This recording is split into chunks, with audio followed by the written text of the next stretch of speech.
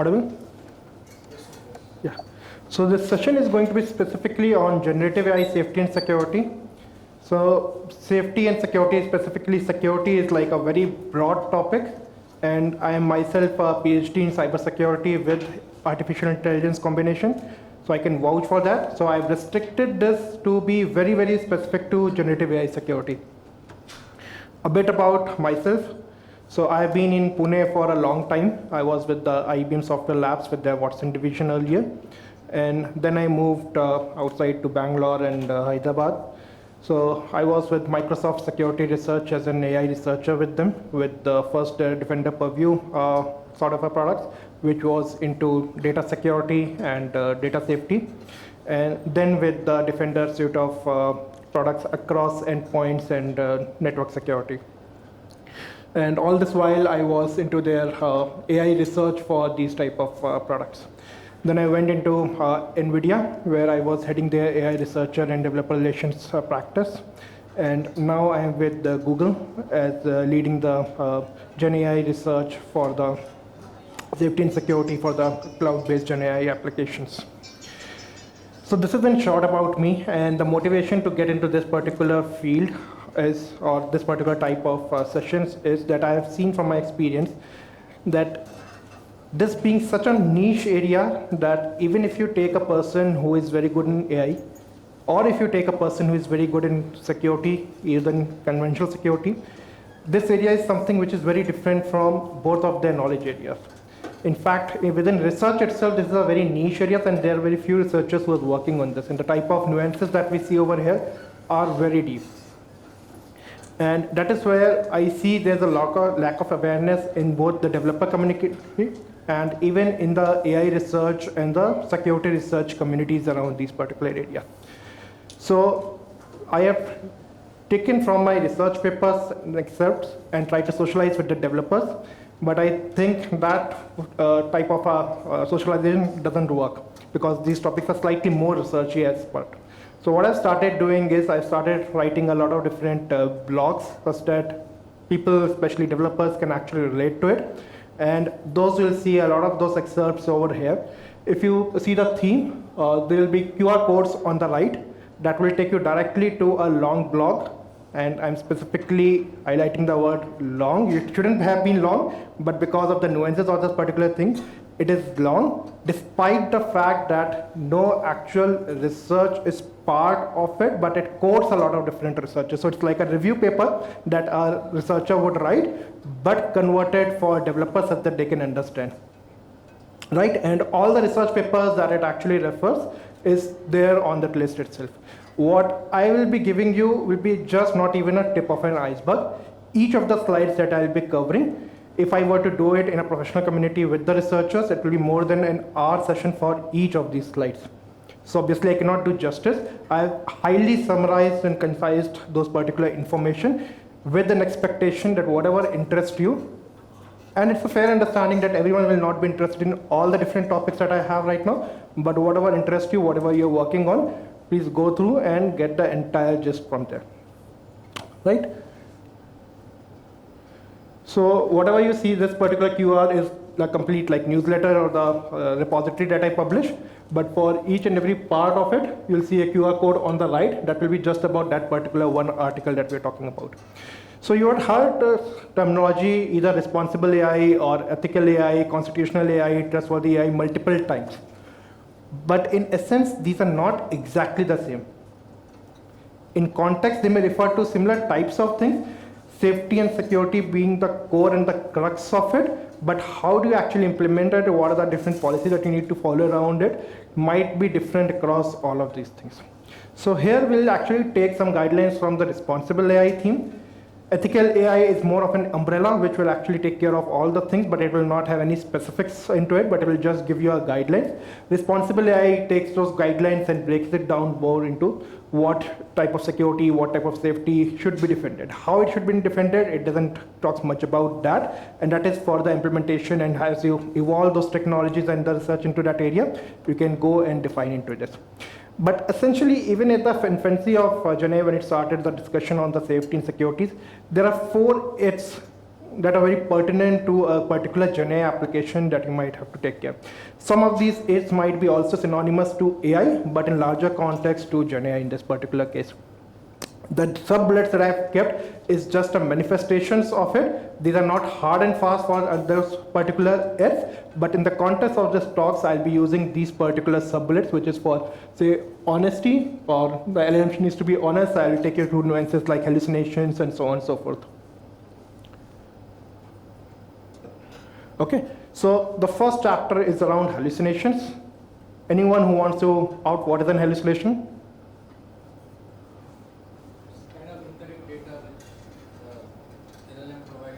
Okay. Incorrect data that LLM provides. Anyone else? So anything that LLM does not have context, but since it is a probabilistic model, it will return something which does not make sense. Like, say for example, for summarization, if we are running it as some text, if it is not based on that, we can call it as a hallucination. Yeah. So if you give it something, the summary might be wrong. That might also be a hallucination. Okay. But if you go deeper into that, both of you are right, and there are more versions of hallucinations as well. So as a developer, you may just recognize that particular word, hallucinations, but even hallucination is not just one hallucination, it's a different types of hallucinations. So the classification of hallucinations goes into 3 different dimensions. The first dimension is where the hallucinations occur from. Okay, whether it's at a particular word or particular token, it's at a particular sentence, it's a whole document, or if it's a rack, it's coming from rack. So the source of hallucination in terms of what it is being generated. The second is where was that correct information which it could have quoted, which it is not quoting. Okay, and the third is what it has quoted, where is that coming from. So these are the 3 types of broader classification dimensions, not classification, but classification dimensions. Across each of these dimensions, there will be different types of classifications. For example, the first classification is about the information, where the information is coming from. So it can be a extrinsic hallucinations, which means that this is a pre-trained model. Okay, you have given it something, some context over there. There's nothing in the context that would actually get to why it has actually spoken something, but that knowledge might not be even in the pre-trained data or there, but it's just making it up. How does it happen? Because you have trained a model across different domains, different documents, and now it is learning how do you combine all of them. And specifically, if you are in a domain which requires some sort of a creativity, you have lowered the temperature of those particular models. If you do not understand, temperature is one of the parameters by which you increase the diversity of what the generation can happen at the LLM. Do that, there's very good chances you'll get these type of hallucinations if the LLMs are not grounded well. Then there's something called an intrinsic hallucinations, which means that the hallucination is coming from the document which is there, or the text that is there either in the pre-training or in the context or in the RAG generated way, which is again coming into context, but how it is quoted it is actually wrong. It might have mixed 2 different types of concepts together to make one concept. Okay. The third is factuality hallucinations, where all the information the text generated is correct, but when it comes to the numbers or the claims, that is where it is going wrong. Okay, so it will give you like Mount Everest might be the highest peak, but its peak is this much meter high, which might be completely incorrect, and it might be making it up. And why it is doing that? Because it knows that I need to generate a number over here, but it doesn't have the original number. But it will not tell you I don't have an original number. It will try to just go with the flow and generate something. Okay, but the second problem that I see over here is whenever we talk about the hallucination, people would either be completely ignorant. Okay, if it is there, we have to somehow live with it, or they will come up directly with solutions. Okay, let's apply to do something like a RAG or something like that to check that particular hallucination. But even before you do that, if you are in a practical applications, you are a developer representing a particular company, you have to first show the ROI of your implementation, right? Otherwise, if you just throw random terms and you say that let's coin a particular project because the customer is demanding that particular thing, or the customer is complaining that there is a lot of hallucinations, that might not be a correct idea, because even if you do that particular project, you do not know how much you've improved a particular system, right? So the most imperative thing is, if you even identify there's an hallucination, you have to first measure it. This is the biggest problem that in general community, both in terms of researchers or in AI security community, this type of research is not very social, so people do not know how do you measure it. So different ways that you can measure it. The most prominent way is called prediction probability, which means for every token, you need to have a probability of its occurrence after the previous context, not just one particular token, but the whole beam confidence, and then the token probabilities of it. Based upon that, you can identify which tokens are less likely, more likely, and then based upon that, you can see how much of those is the prediction over there. Again, the standard terminology in terms of the measurement may be derived from the normal AI recall precisions and those things, but there are specific terminologies as well, which is precision given K in this particular case of how much is the hallucination or tokens that are hallucinated in this particular case. And now, what are the imperatives of it? Now, these particular measures can go to the extent of mathematically defining the hallucinations. But there might be some instances where that mathematical implementation might not be worthy because the hallucinations is happening actually at a very critical area. So if reduce the hallucination, maybe from point X to X1, but most of the hallucinations that you have removed is something that was not very important. Someone would have actually guessed it, but the type of things where critical decisions needs to be made, like for example, the facts of actual hallucinations, those are not removed. So the first level check is like your AI checks and the metrics-based checks. So, but the second level check is also important, where some sort of a human standards or human verifications is required. Okay.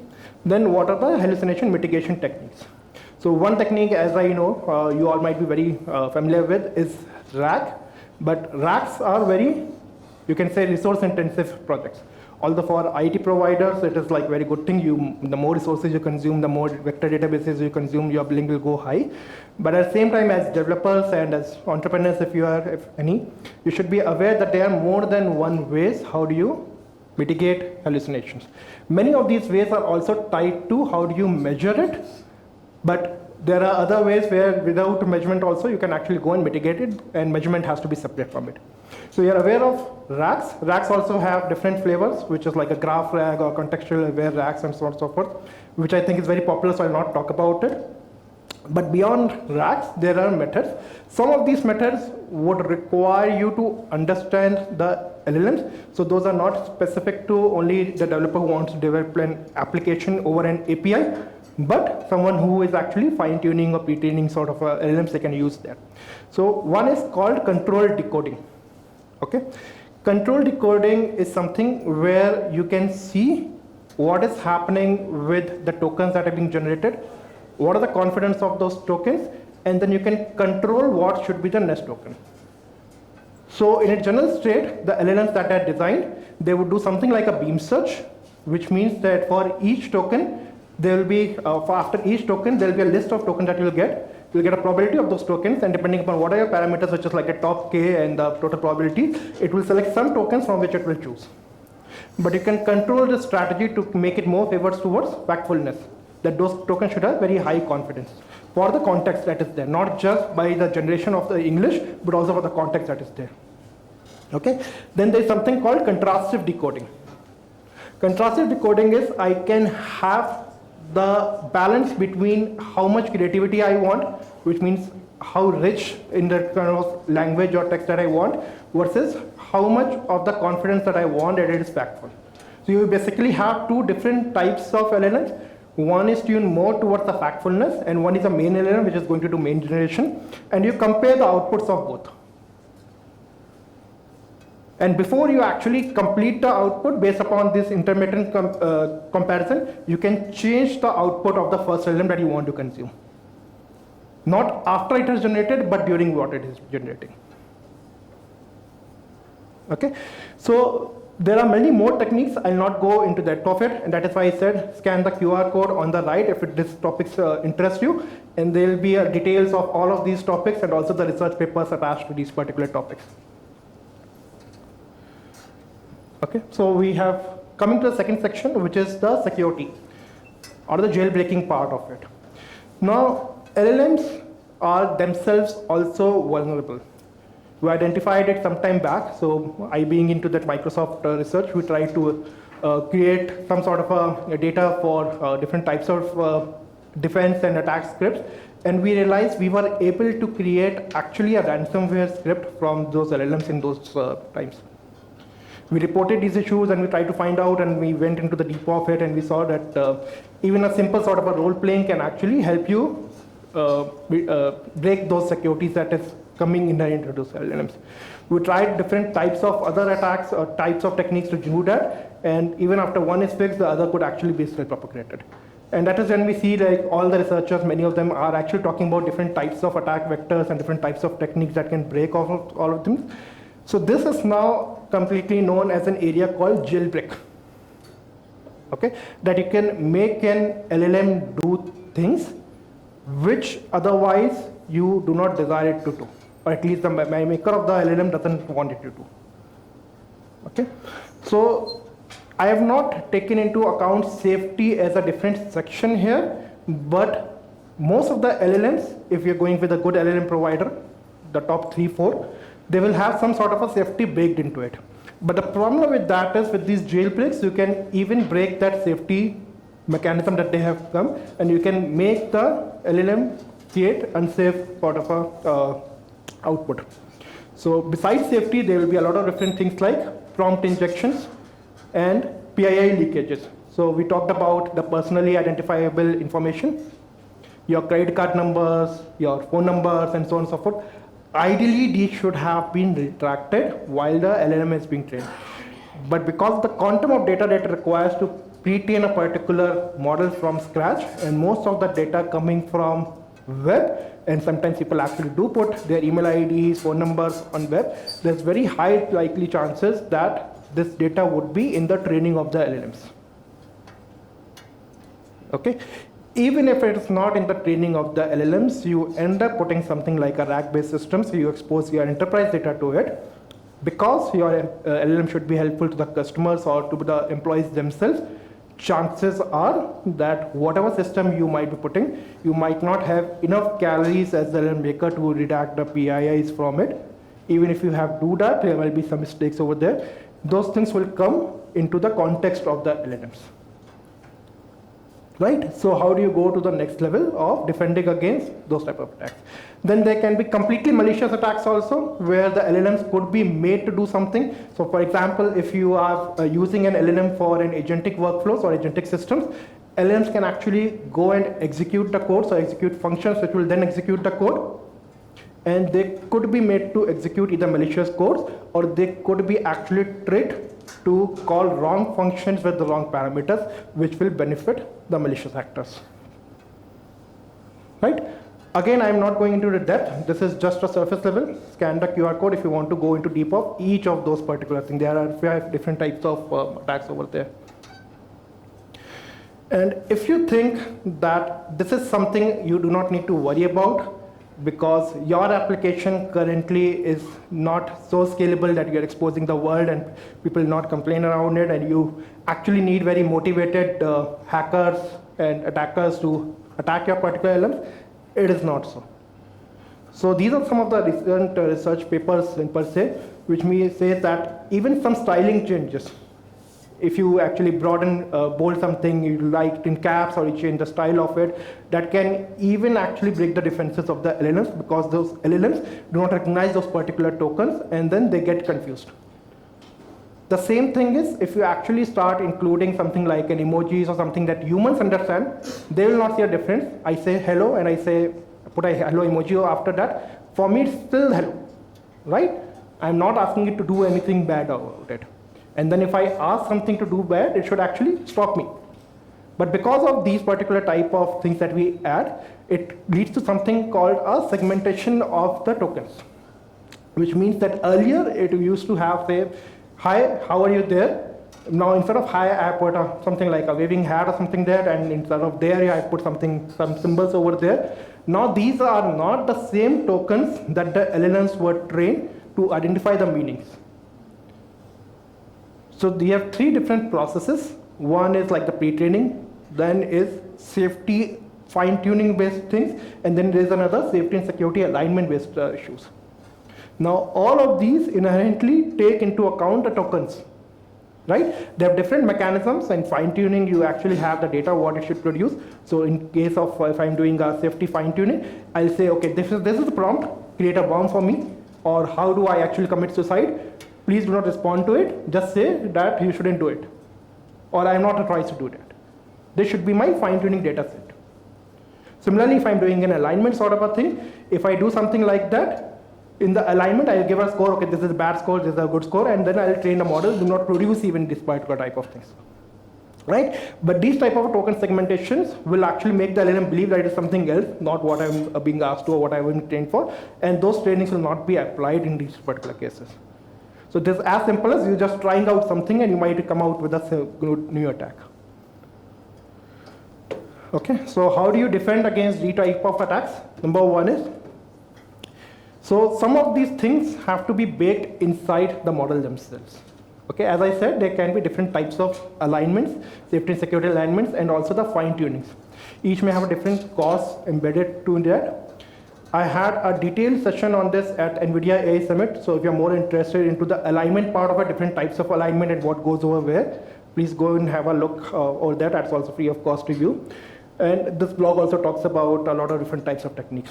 Then there are other types of techniques which will be coming later, which is once you have an LLM from a particular provider, that might be your own company which have fine-tuned the data and actually provision an API for you, either at the cloud or on-prem, or you have a raw public, I won't say raw, but even the ones that are provided by for the public-facing API will have a lot of different safety and security built in. You should, the first thing you should do is put some sort of an input or output guardrails. We'll talk about the guardrails in the next section. These are more detailed, but for this context, assume at least the input and the output guardrails is what you need. Okay. Then the third part is what we talked about, the PIIs leakages. So PIIs, as we know, that sometimes, especially if the models are aligned and fine-tuned to be very good at mathematical skills, okay? And that is the whole context of today's LLMs are. They were very good in generations for general text, maybe even story writing, reports writing, email summarizations. But the next context of AGI, the part to AGI, is more towards mathematics, right? And reasoning. So we are teaching the LLMs to get better at mathematics, and to get better at mathematics, what they need to do? Put more attention and more focus on numbers, right?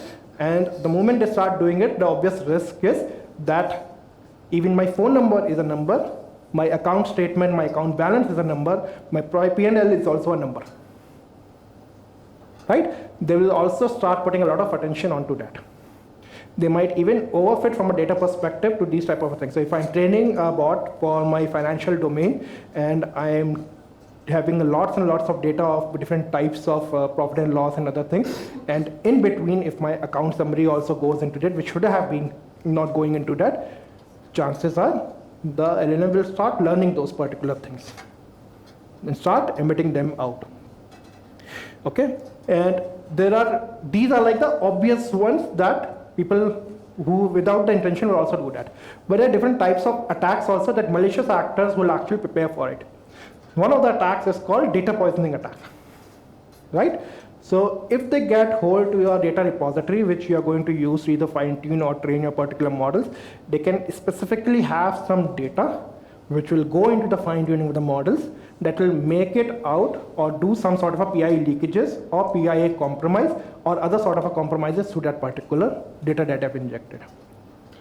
They will introduce in such frequency and such abstract manner such that the model will learn more on these particular fine-tunings to do what is that particular input and response going to do, rather than what are the general responses that you would have done, right?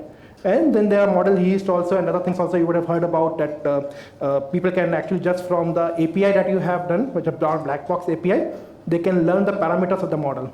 And then they can see how the models might be behaving in different scenarios. Okay. Now we talk about the topicality. So earlier was safety and security for general public and everyone, irrespective of what domains, what things you are into it. This is very specific to your conversational agents, which is like the most prominent use case, at least worldwide today. Okay. So what is topicality? Assume you are at a IRCTC site, okay? You want to book a train ticket. Now, IRCTC, even if they want, at the level of fine-tuning or alignment, they will try to make the bot very friendly for a travel-based situations, okay? These are the destinations, what destination might have what type of a cuisine and other things, so that if actually people want to go from there today, I want to book a ticket for Kumbh. So the bot should know like the Kumbh is there in Prayagraj, somewhere there, and what are the things over there, and what are the other arrangements to go over there. But having said so, now these are B2C sort of an applications. People want to get PR out of it. So what if someone says that I do not want to go through the BJP ruled states, please take me to a journey which only takes some Congress ruled states. Whether you want this bot to respond to this particular thing and actually tell the routes, or you don't want to do it. Correct? That's a completely sort of a either public domain or your enterprise policy, what you want to do with these. No LLM maker can actually know your particular use case and do any sort of an alignment about it. And most of the enterprise do not actually get to the extent of aligning the models. They can fine-tune the models, and most of the providers of the LLMs also give you the fine-tuning services. They do not give you these type of alignment services. And the second problem is, even if you do it once, that is a very costly affair because you need to have human graders out of it. Chances are your policies will also evolve. Right? So tomorrow the same person, he doesn't have a malicious intent. He comes, okay, I have heard there is a riot going on in Gujarat, so please bypass anything that you want me to take through Gujarat, but take me through adjoining states where any of these political rights connect. The name political has come onto it. Any type of topic detection that you do will classify that as a topic, sort of a topics for politics. It will block this. But LLMs these days are much more smarter.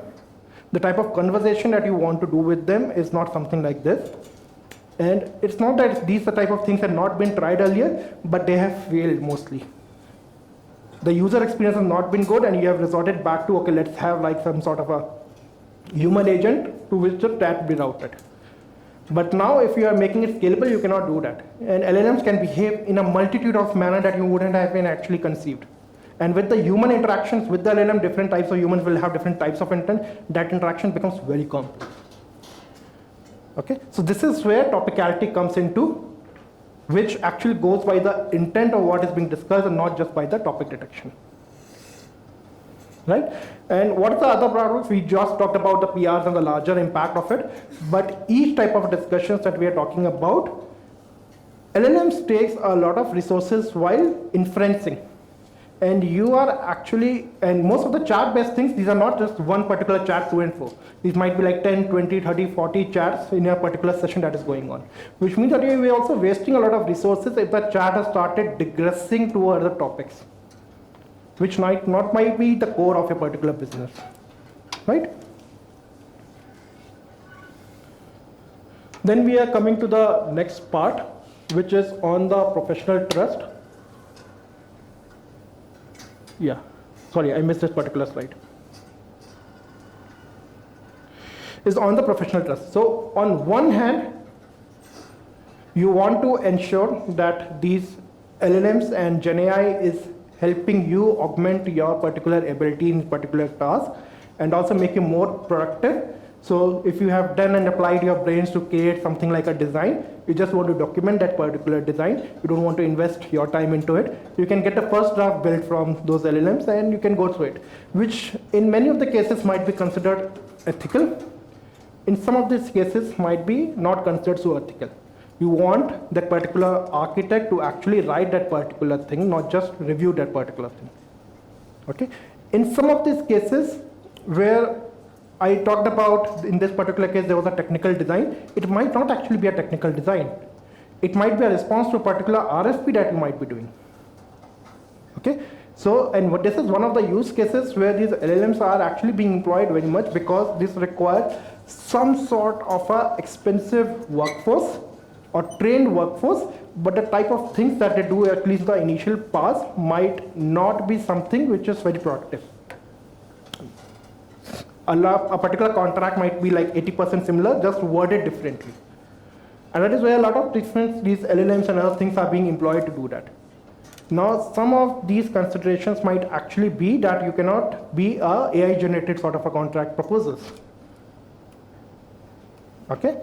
So for these particular things, it's very essential that you should be able to detect what is written by AI, not just written by AI, but if it is case of images, images have a much larger danger, which is it can create deepfakes and other sort of things, because of which at least some of the LLM makers, I won't call it LLM anymore, but a GenAI makers, have actually kept a protection that they will not generate any image which has a human face. But they could be personated. But that's again an artificial sort of a restriction that is kept on GenAI. Depending upon those use cases, you can actually bypass them by creating a raw open source sort of a LLM or GenAI in this particular case. This is again a very interesting topic. This topic is called arbitration of AI, where you don't go by any GenAI which is either censored or which has any sort of a protection, and then you take into account, into your control, what are type of protections from scratch that you want. This is not a part of my talk. Of course, it is more towards the safety and security, not so that you can take into account from scratch, but how you can make it more from what is given over there. But it's again another topic that is coming up in research. Now, having said so, the second part of the thing is, responsibly, if you want to do that, do the generation, you should be able to create a mechanism such that if anyone wants to verify what is the source of this particular content, whether it's a text, it's an image, it's a video, they should be able to get to that particular source. Not just it's an AI generated or a non-AI generated, but which specific AI was used to generate it in which particular version. So a lot of efforts on this is going on. One of the effort is called watermarking. Now watermarking is like a colloquial word, which means if you had something like a document, at the back there will be a watermark, this is a patent or this is a copyright or something like that, such that if anyone takes a copy of it, take a screenshot of it, or take even a photocopy of it, those things will come. Now the idea is similar, but the implementation is very different, because a lot of these things is going to be digital. And even the watermark that you see is something like a written over there. How do you implement the same things into, say, images? So what is done in case of text? Each model is given a signature in terms of the frequencies and the sequences of token that it can produce. Okay? And whenever you give a particular content to one of these AI detectors, and many of these AI detectors now you can see either free, at least for the trial they might be free. Some of these things are there in the blog, you can try that, and even their effectiveness on different types of model also available as a comparison. But you can just give your text to these detectors and they will detect exactly whether they are AI generated or they are human generated. They currently cannot detect which particular AI generated, but they can give you some likelihood, at least for the previous models. But now a new system is coming, which at least Google called it Synth ID, which is like a consistent watermarking across all of these type of generations. So you will have a pixel level watermarking for the images and for the frames of the videos and so on and so forth. So you can actually trace it back to what particular AI was actually used to generate that particular content.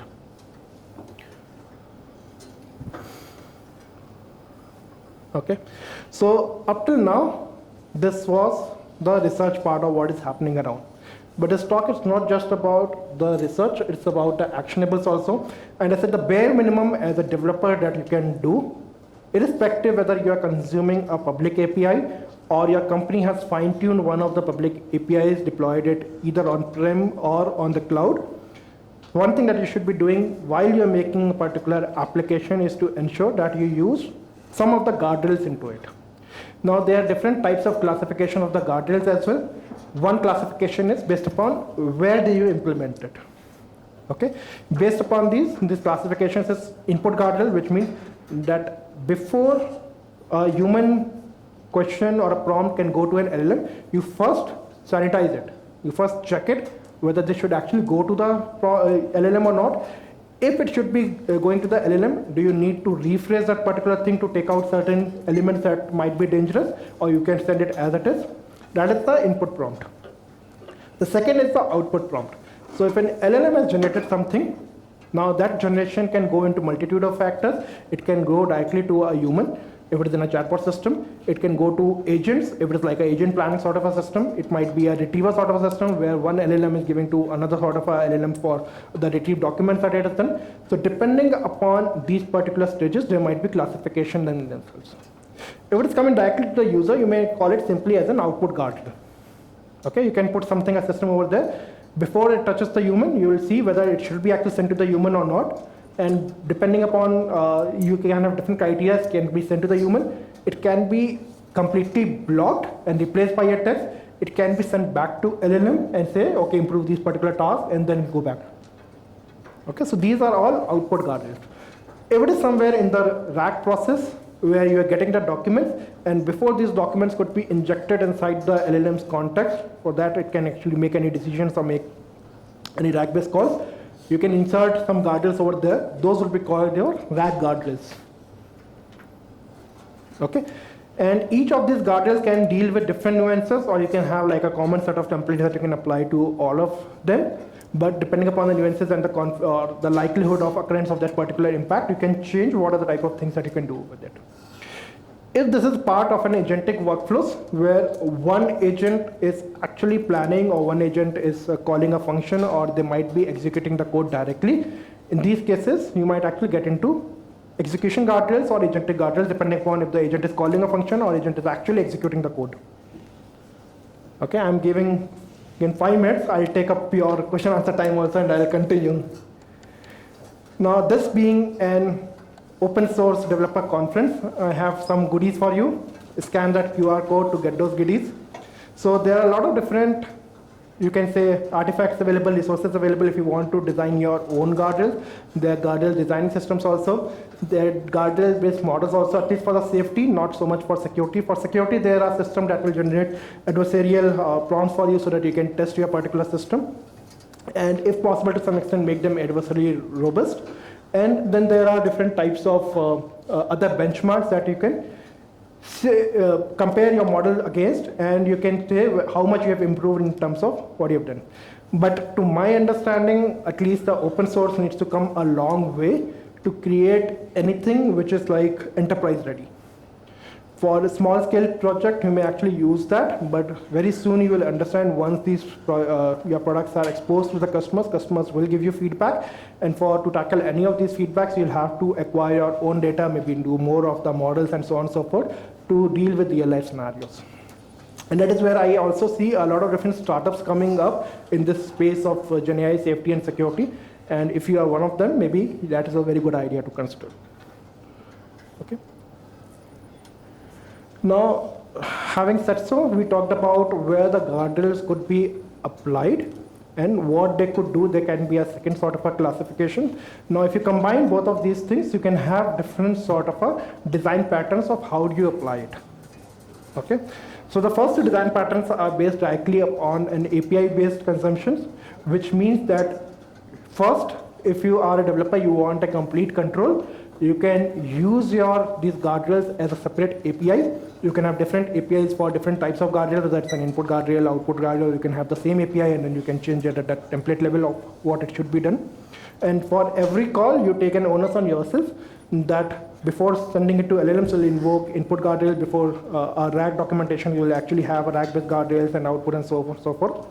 The second implementation is the proxy-based implementations, which means that now I know that this is my LLM fine-tuned by my company. This is the endpoint. I don't do it directly. I give it to this particular system as a proxy of it. So every time I need a particular endpoint, LLM endpoint, I'll not call that directly, but I'll call this safety guardrails endpoint, and in turn it will do all the things that it needs to do, sanitization and checking what needs to be done. And then when it is safe, it will actually, or if it needs to do any changes, it will do that change and then call the main LLM. There's a third way for which you need to be on the cloud, which is a cloud specific thing, or if you have like a load balancer based system internally which allows service extensions, you can also do it through service extensions to be more compliant, which is more, you can say, less latency, which means that if you have a load balancer, and this might be also implemented at a regional load balancer thing. So if you have region-based things, you have some clients which are in Europe, which are in America, and Europe can have different types of policies, America can have different types of policies, and so on and so forth. You can have for each load balancer, while the time rate is hitting that particular thing in queuing on that particular thing, it can invoke some of your service extensions. Those service extensions could have one of these implementations. It's slightly more advanced, we'll not talk much about it, but these are the different types of design patterns that as an architect you can use to ensure that all the calls made to the LLMs actually are going to some of the guardrails that you need. So with this, I end my session. Any questions? And if there's any time left.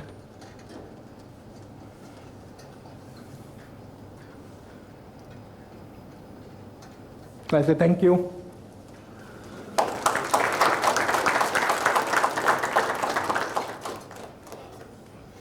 Yeah. As part of the AI workforce now, have you also looked at some of the new regulatory compliance that are coming, like NIST AI, RMF, EU AI Act and all, and how these guardrails relate to those Act and security framework? Okay, so there are different two ways. You've said safety. Safety might be a different thing from compliance, right? So industry nomenclature is that anything at a public level, a harm could be caused, that could be a safety. If a security type could be is a security guardrail. Then the type of examples that you give is a compliance. Some of this compliance can come into security if it's something like a HIPAA-based PHI. Okay, so those PHI can again come into the security part and can be treated equally as PIIs. But most of the compliance actually have a different types of compliance guardrails. You can have it embedded with the core providers. So for example, some providers which are there in the market provide data safety and data governance. They already have some sort of a compliance with guardrails.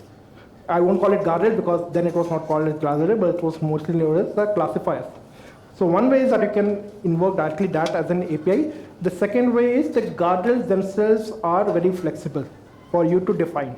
So at suppose the input or output level itself, depending upon this particular case, I think you are more conscious about what might be coming from either a RAG or from an output of a LLM if it is connected to some of those sort of a systems. In the output guardrails, you can actually custom define your different types of compliance guardrails. So they'll still call this output guardrail because of where it is implemented, but what are things it is testing and what are things it can do based upon those tests are positives or negatives, those could be defined in a custom manner. Any other question? Yeah.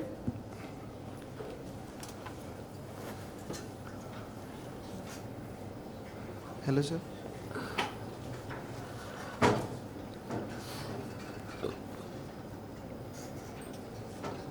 Hello. Yeah, go ahead.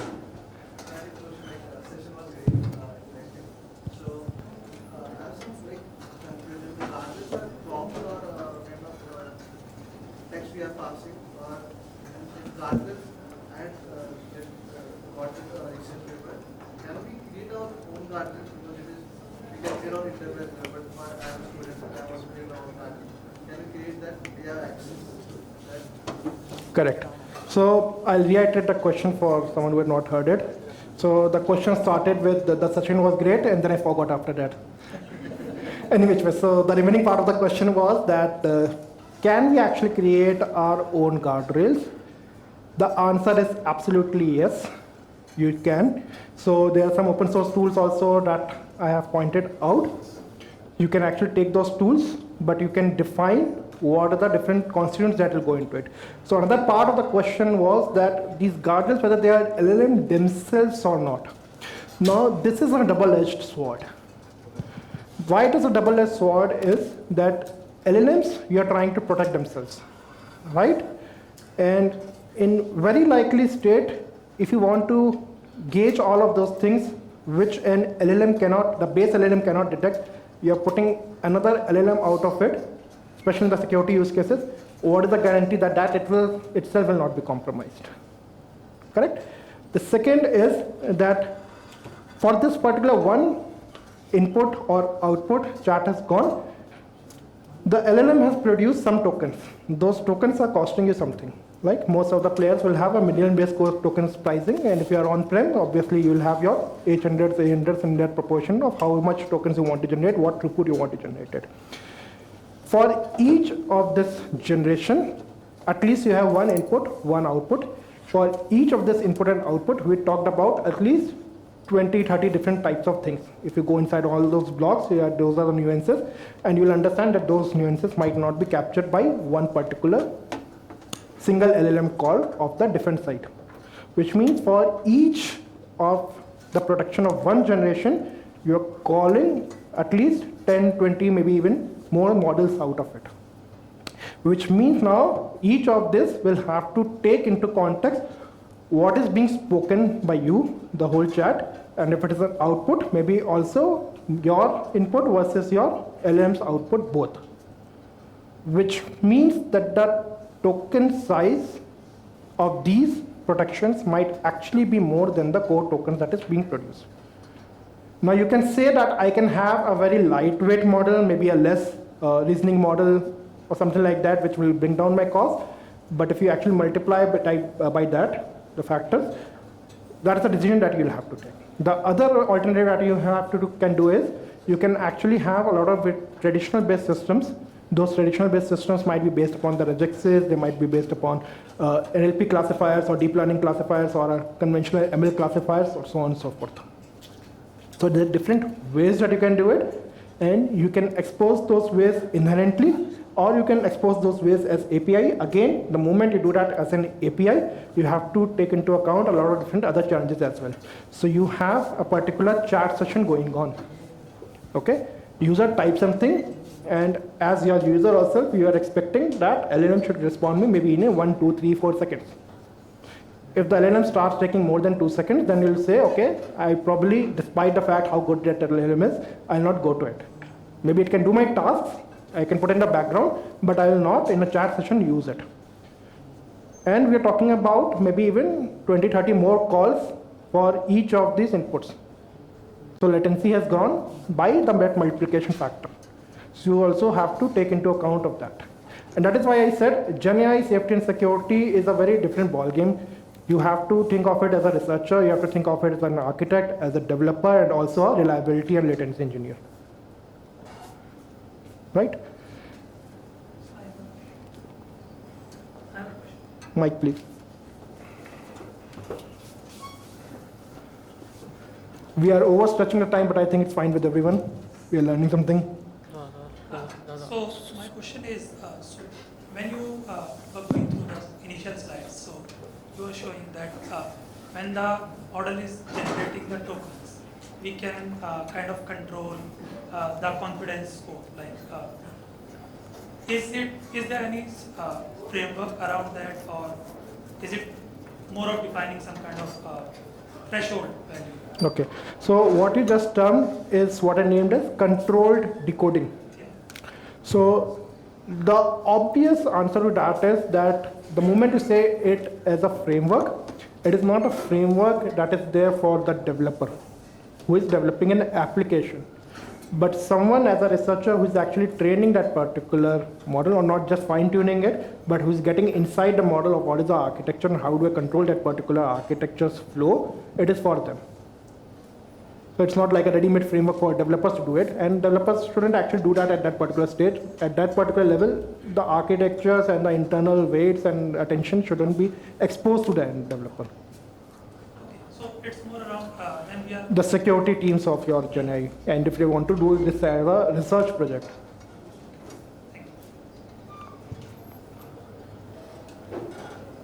Any other question? I say thank you all.